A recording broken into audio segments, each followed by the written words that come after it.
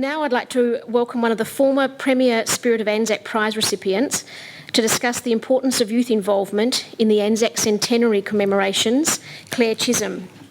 As alluded to earlier this morning, Claire was the original recipient of the Premier Spirit of Anzac Prize in 2004, and she travelled to the Western Front in 2005 as part of the prize. She has recently completed her Bachelor of Arts degree and is a member of the Victorian Anzac Centenary Committee. Claire. It's funny what people keep. I was looking in a few boxes under my bed the other week, and I found this tin. And inside it are a few of my treasures, and I thought I'd pass them round. You can have a look. Some of you might know more about these treasures than I do. We can get the lid off. But have a look at them, pick them up, see what you think, and I'll come back to them with you later on. Any donations? Well, yeah. When I was 15, I wrote an essay addressing the question of what is the Anzac spirit, and is it still relevant to young people today? My response identified mateship and sacrifice and courage among some of the qualities of the Anzac spirit, and that they were indeed still very relevant and evident within our communities. As you've heard, this essay led me to being one of the first recipients of the Premier Spirit of Anzac Prize, and I spent 2 weeks with 8 other students visiting significant World War I sites across France, Belgium and England. On our return, there was an expectation that we would share our experiences with our communities. I was fortunate enough to speak at the dawn service at the Shrine on Anzac Day, at Vietnam Veterans Day, and several other engagements. I was rereading these speeches the other day, and they all highlighted how I had felt that this experience had changed my life. After seeing row after row of headstones, name after name on memorials, I came home with a sense of gratitude for those who had made the ultimate sacrifice, so that I could grow up with such freedom and such immense opportunity. Almost 10 years on now from that trip, looking back, it's clear to me that there was something greater in all of this that has really had a lasting impact on me, and it has enriched my life and changed it in a way that I couldn't have imagined. The speeches I made got a response I didn't expect. I received emails and letters from people who had heard me speak and wanted to share their stories and their connections to war with me. Total strangers who wanted their stories to be heard. There were also those who wanted to say thank you, because I was a young voice acknowledging that even though I cannot know how it really was for those involved in any of the conflicts where Australians have served, I certainly appreciate what they have done, acknowledging the value of their stories and the importance of taking the time to listen to them. It also led me to finding out more about my own family. My granddad, who was a prisoner of war in Germany during the Second World War, had shared some of his experiences with me before I left. On my return, his stories began to flow. Down came the boxes from the top shelf full of hand-drawn escape maps, photographs and letters.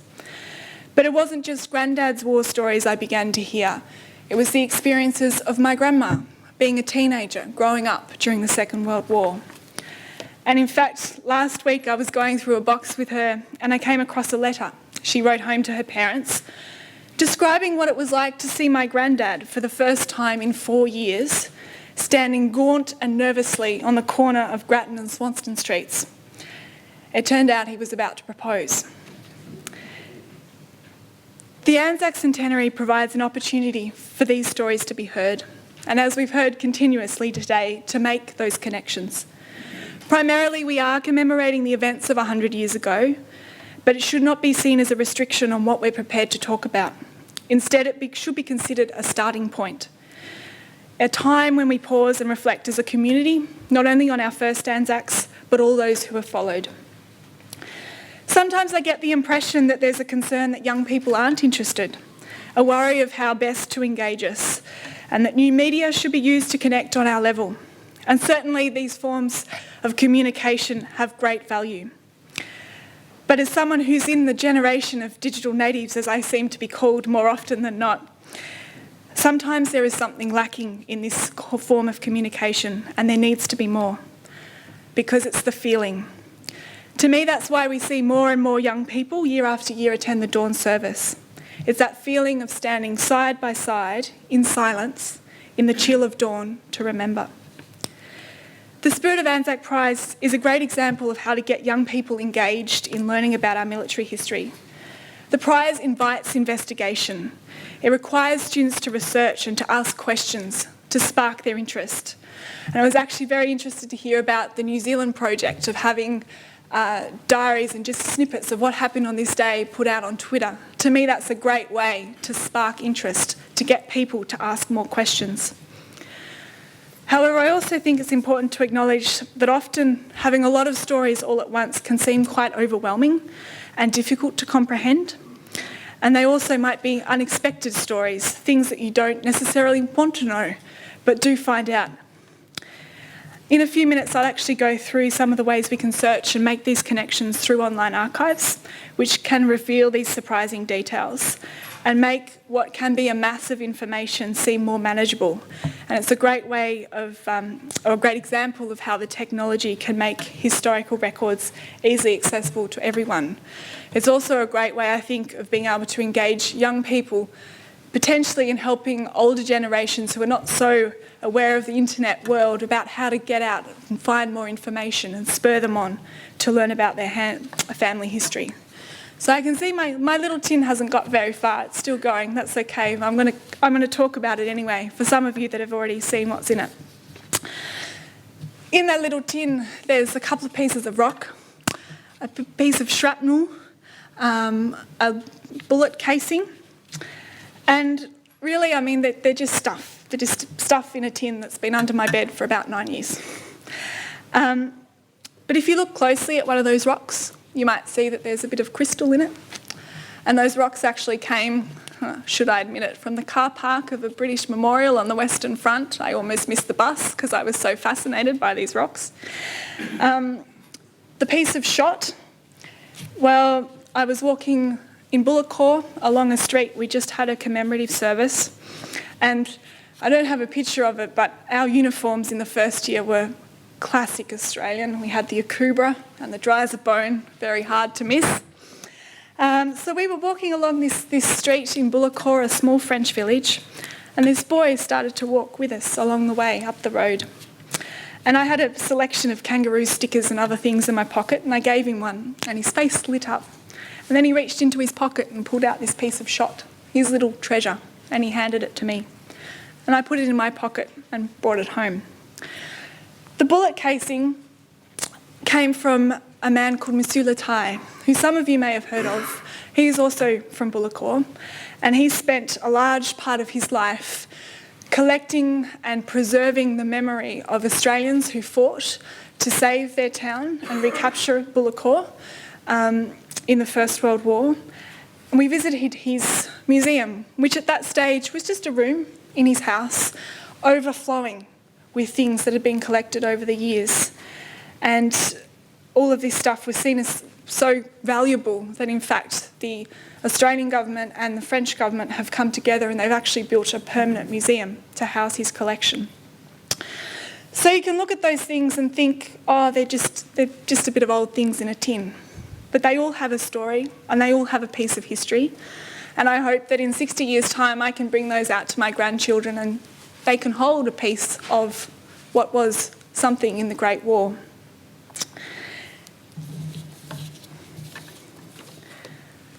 It comes back to the point that everyone has a story, everyone has a box in the cupboard, something in the shed, and it's these which add colour to our formal records. They enable people to identify in a personal way with our history. I believe that young people will be engaged in this process because, to me, if you tell a great story, people can't help but be interested, and there are so many to hear. We should ask ourselves what will be left behind after the centenary.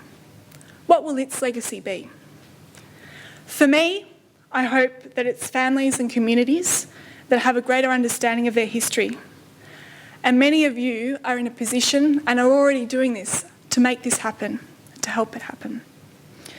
So that's all I really want to say about that. I think that there is great potential. You heard Brianna this morning and the emotion that she had in what she's done. And if you think about it, there are over 100 students now that have entered the Spirit of Anzac prize that have had some experience, and I tell you, every single one of them would tell you that it changed their life in some way. And each one of those students went back to their schools and talked to their friends and spread that information. So I think it's one of the most valuable programs that we've had so far. In doing this, I think I also want to show you just a little bit about how easy it can be to find some of those connections. And as Ted was talking about earlier, 90% of people don't know that they do have a connection. On the Anzac Centenary website, there's an area here called Get Involved, and if it all works, we'll get involved. If you scroll down here, now this information actually also, I noticed, is on a sheet in the information packs you received today. And so I'd recommend if you go home and have a bit of a search as well. So research your World War I connection. And what I would like is a brave person who might have a name of a relative who served in the First World War, who might like to learn a bit more about them, and we can look them up now. Oh, yes. Yes, why not? Yes, thank you. Surname first? Yeah, what we'll do, there's two ways of doing this. This is the first one, which we saw a bit earlier, which is mapping our Anzacs. That looks incredibly overwhelming, I admit. The first time I looked at this, I went, oh, what? Fear not. The wonder of Google Maps. We'll just zoom in a little bit. Do you know where they enlisted or where they were born? Around Victoria. Okay. So, we're going to get in here in the red somehow. Let's see if we can find them. Oh, wow. Excellent. Sending me on a wild goose chase. I knew you looked like trouble. Oh, well. Paran, come on. Right hand down a bit, please. There we are. Paran. You reckon that might be Paran? No, that's Windsor next to Paran. Okay. So there were 815 born here and 1,500 enlisted. So we click on the born here. Now, what was the name? Jefferson, J-E-F-F. J-E-F-F. We might go down a bit and see. Yeah, there's a few of them. Oh. No, need to go back. Go back one.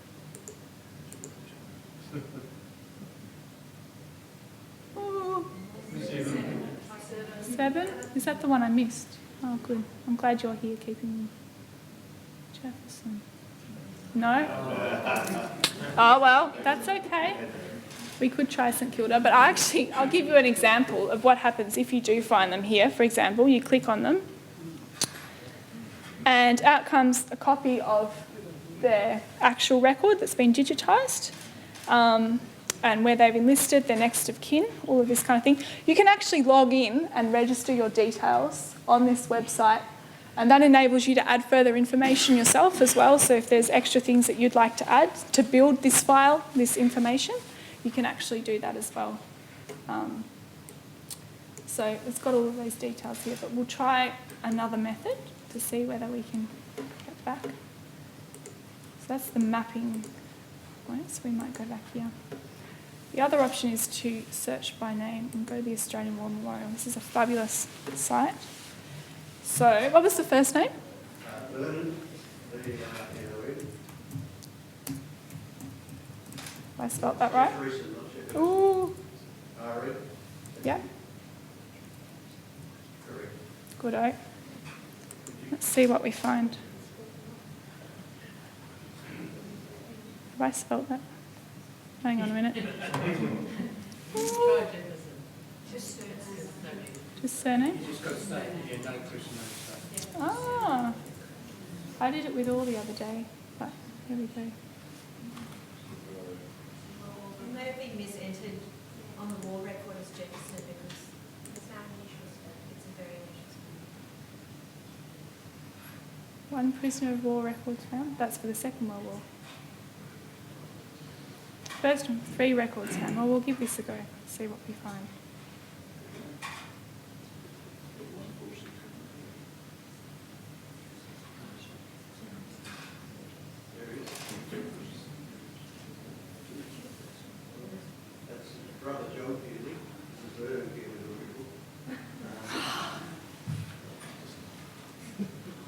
it's not there. That's interesting. You stick it, we'll click on it. Should we try Jefferson and see what?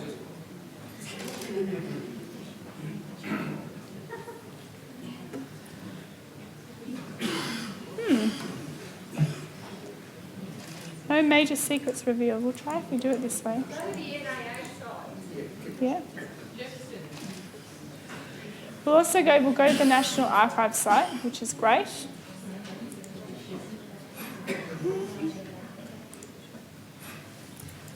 We'll go to Google first because that's also great.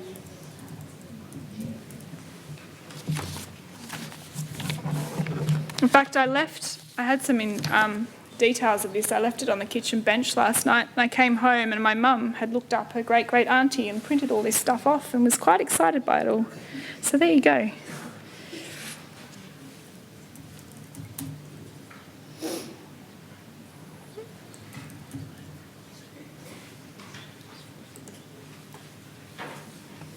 And we'll go straight to service records.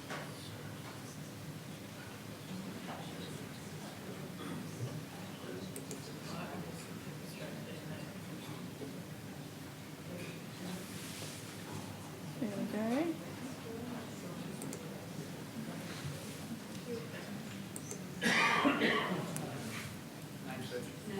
Ooh. There we are.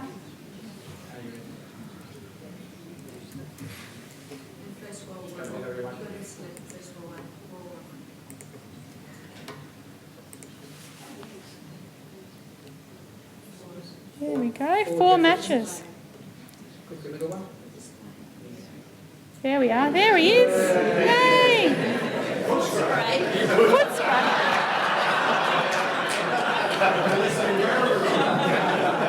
Well, at least you've learned something today, hey?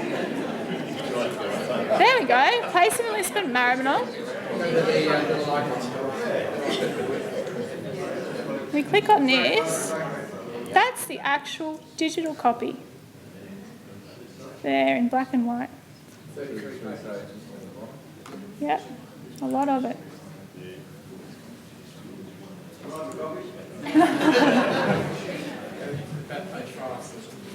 Let's go to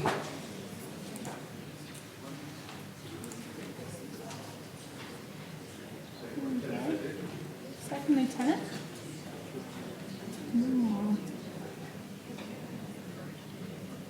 Embarkation. I can't read that. No. There we go.